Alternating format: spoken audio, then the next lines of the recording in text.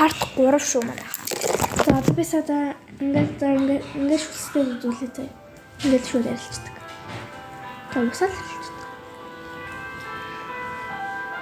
Одоо ингээд. Одоо юугаар ярьчих вэ? За лабу юугаар ярьчих.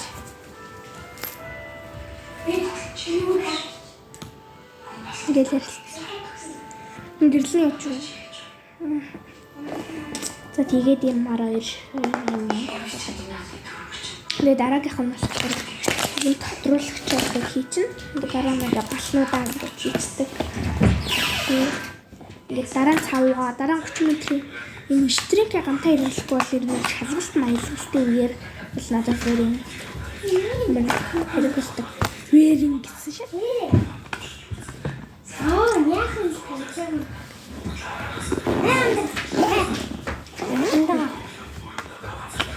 Мэ баям хүчнийг авбалаа.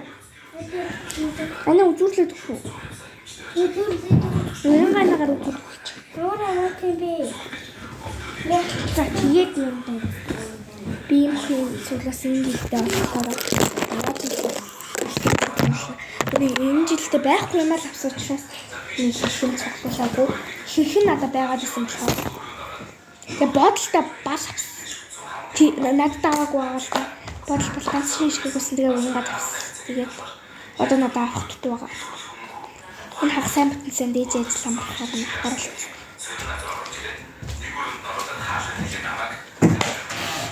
Тэгээд энийг ингээд таглаад. За тэгээд ер нь бол шугам болохоор мандаа өчигч ингээд хэлсэн. Шугам амар их байгаа гэсэн.